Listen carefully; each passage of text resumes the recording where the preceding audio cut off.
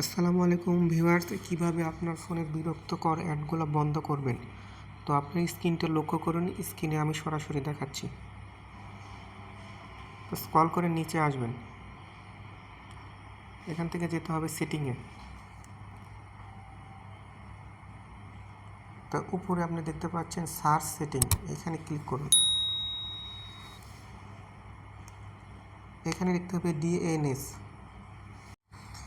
Private DNS network and internet, এখানে select করবেন। Private DNS automatic করা আছে।